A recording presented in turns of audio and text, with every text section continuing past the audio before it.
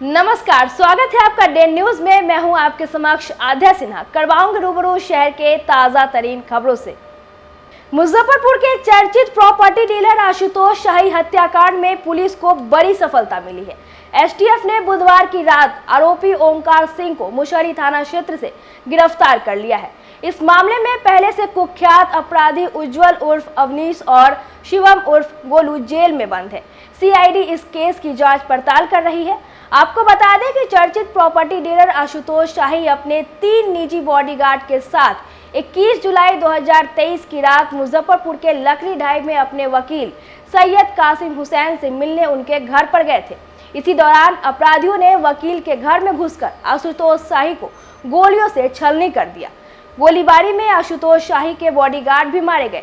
आशुतोष शाही हत्याकांड सहित ओमकार सिंह कई मामलों में वांछित रहा है। अधिवक्ता दिलीप कुमार सिंह ने बताया कि ओमकार सिंह के ऊपर पुलिस ने 3 लाख का इनाम भी जारी कर रखा था। ओमकार सिंह की ओर से हाई कोर्ट में अग्रिम जमानत याचिका दायर की गई थी, जो खारिज हो गई। शहर में अभी 2023 में आशुतोष शाही हत्याकांड हुआ था, जिसमें अपराधनिकी अभी ओमकार सिंह को बनाया गया था। उनका एंटीसिपेटरी माननीय उच्च न्यायालय पटना से खारिज हो गया था कि आज गिरफ्तार हुए और रिमांड हुआ है। किनके द्वारा गिरफ्तारी की गई है? जो डीएसपी आईओ हैं वो गिरफ्तार किए। तो अब क्या क्या रिमांड पर अभी कोई बात नहीं हुआ है। अभी रिमांड हुए हैं, जेल गए हैं। रिमांड के लिए कल जो होगा वो देखा जाएगा। अभी रिमांड नहीं हुआ। सीआईडी की ओर से अभी सीआईडी की ओर से आवेदन पड़ा है, लेकिन उस पर कुछ आदेश नहीं आया है। कल आदेश आएगा, तो अब कल से हम लोग फिर जमानत आवेदन। मुजफ्फरपुर में गिरफ्तारी मुजफ्फरपुर में ही गिरफ्तारी हुई। किस इलाके से? थाना क्षेत्र, मुशहरी थाना क्षेत्र से। दिलीप कुमार सिंह, अधिवक्ता, व्यवहार न्यायालय मुजफ्फरपुर। क्या आरोप था इन पर? अपराधनिकी अभियुक्त इनको बनाया गया है उस हत्याकांड में, आशुतोष शाही हत्याकांड में। क्या नाम है गिरफ्तारी किया? रनंजय ओंकार। मुजफ्फरपुर के बरुराज थाना क्षेत्र विशुनपुर होरिल गांव के राम जन्म चौधरी ने बरुराज थाना के अध्यक्ष संजीव दुबे पर सीजेएम कोर्ट में मुकदमा ठोक दिया है। परिवादी के अधिवक्ता सुशील कुमार ने बताया कि राम जन्म चौधरी के पुत्र अमित कुमार रंजन पकड़ी पंचायत के पैक्स अध्यक्ष है। उन्हें चुनावी राजनीति के तहत थाना अध्यक्ष ने झूठे मुकदमे में फंसाकर बेवजह गिरफ्तार कर लिया। मुकदमे में थाना अध्यक्ष पर दल विशेष के पक्ष में काम करने का आरोप लगाया गया है। न्यायालय ने परिवाद को स्वीकार करते हुए 11 जून को सुनवाई की तिथि सुनिश्चित की है। गत जो लोकसभा चुनाव हुआ है उसमें एक जो राष्ट्रीय पार्टी है के प्रत्याशी हैं बीना देवी, तो वो जो हैं लगता है कि वो चुनाव जो है हार रहे हैं, और इस हार के कारण वो तनाव में बहुत चले गए हैं।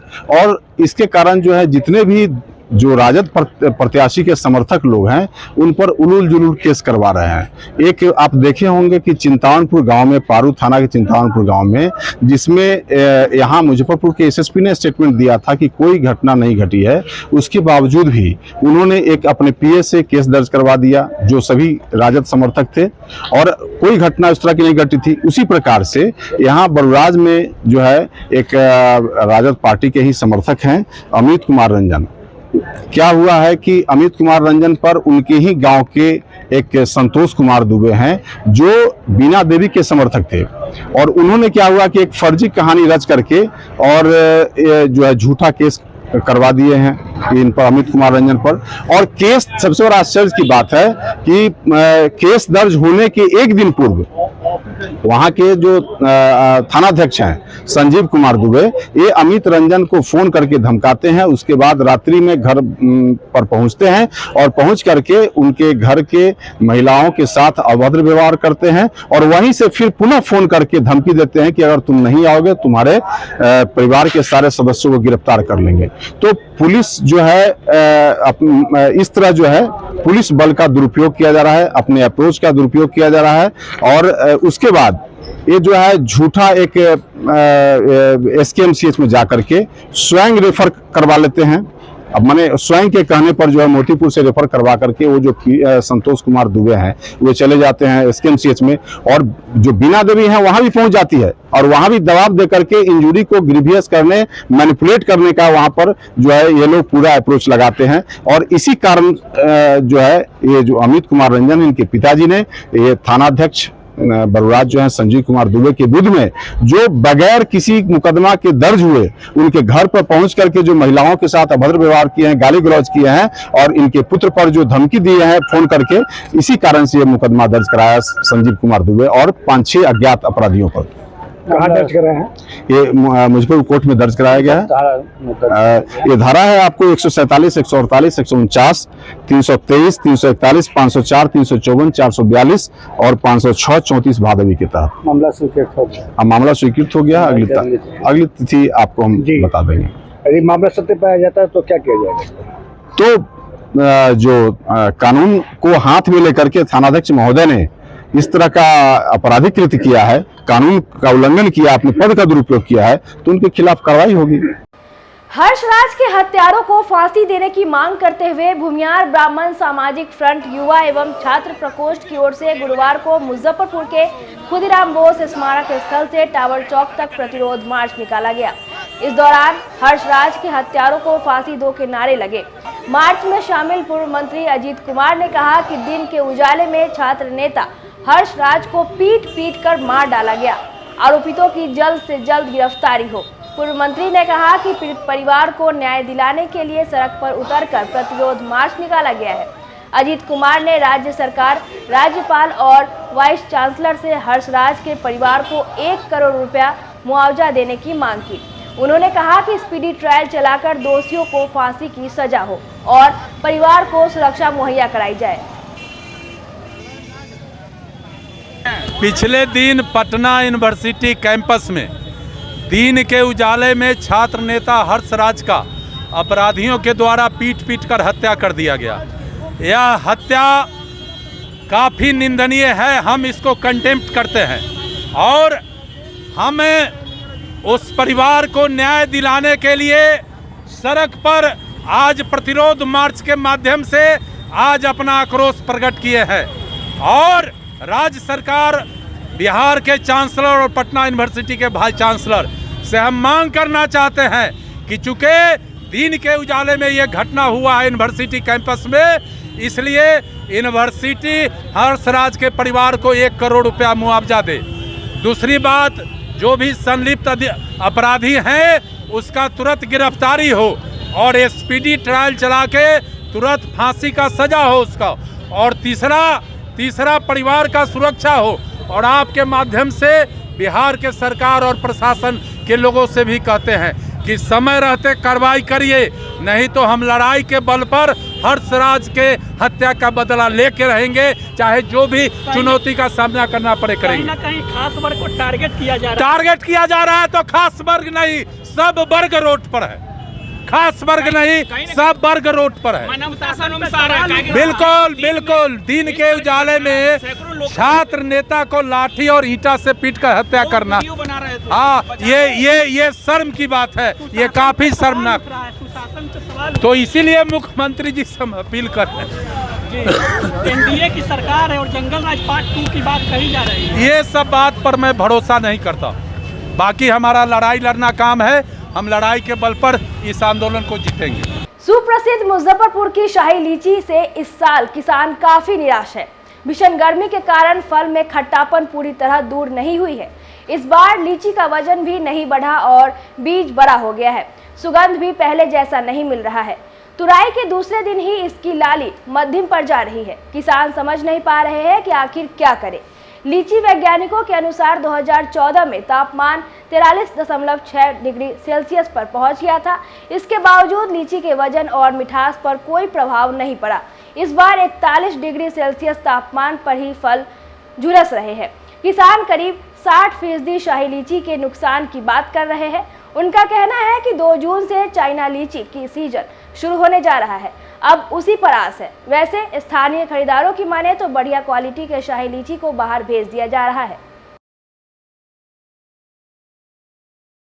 बहुत ज्यादा है, इस बार तो लीची का फल नहीं हुआ बढ़िया। काहे क्या कारण लग रहा है? कारण लग रहा है कि गर्मी है, बारिश नहीं हो रहा है, इस कारण से हो रहा है। पिछला बार जो लीची का आकार जो हुआ था बड़ा बड़ा, इस बार वैसा हुआ है? ना, बारिश की वजह से एकदम फल खराब हो गया। बारिश तो थोड़ा बहुत होवे किया है। हुआ है लेकिन असर नहीं ना पड़ा है, पौधा पर पानी नहीं ना पड़ा है। पौधा के नीचे पानी होगा तब ना फल बड़ा होगा। पानी में लीची खराब हो गया। हाँ, पूरा झड़क गया, पूरा व्यापारी मर गया, कहाँ से आएगा फसल? मुजफ्फरपुर समेत बिहार के अधिकतर जिले भीषण गर्मी और गर्म हवा के झोंके के चपेट में है। हालत यह है कि घर से बाहर निकलना दुर्लभ हो गया है। मुजफ्फरपुर में पिछले 11 दिनों से अधिकतम तापमान में जारी वृद्धि का दौर गुरुवार को भी नहीं थमा। गुरुवार को 41 डिग्री सेल्सियस रिकॉर्ड किया गया। इस कारण चिलचिलाती धूप और 25 किलोमीटर की रफ्तार से चलती गर्म हवा सुबह से शाम तक आग उगलती रही। दोपहर में नमी की मात्रा सिर्फ 25% रही। इस वजह से सुबह 9 बजे के बाद से ही सड़कों पर सन्नाटा पसर गया। इधर अधिकतम और न्यूनतम तापमान का गैप थोड़ा कम हुआ, लेकिन इससे ज्यादा फर्क नहीं पड़ा।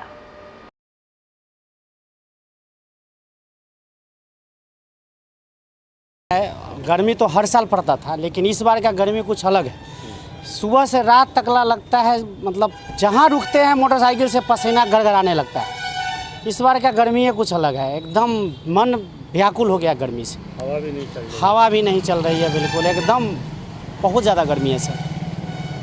कितनी परेशानी हो रही है इसमें? परेशानी है कि क्या कहें सर, देख रहे पूरा अभी भींगा हुआ है पसीना से।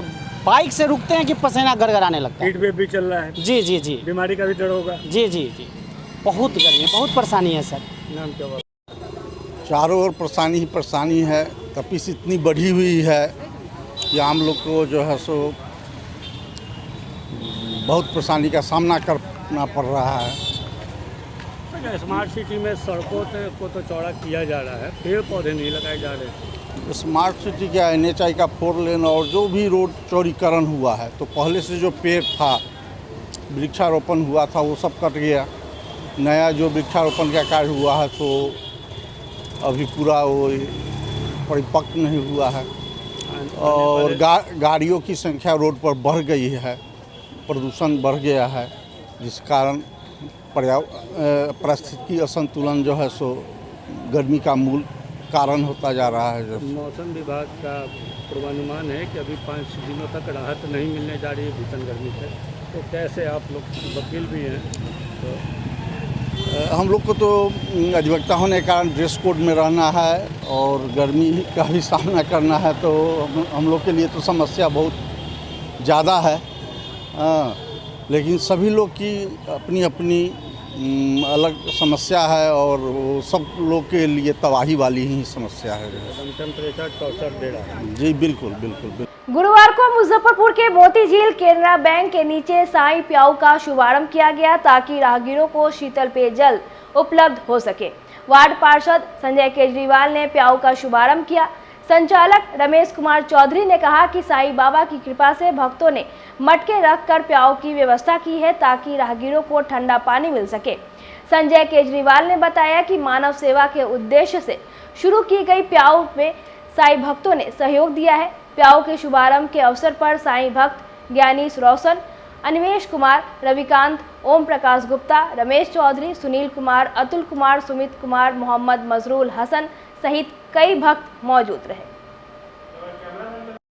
इस प्याऊ की व्यवस्था इसलिए किया गया है कि इतनी भीषण गर्मी है, इसमें काफी प्यासे लोग भटकते रहते हैं पानी के लिए। तो ये साईं प्याऊ साईं परिवार की ओर से किया जाता है निःशुल्क सेवा।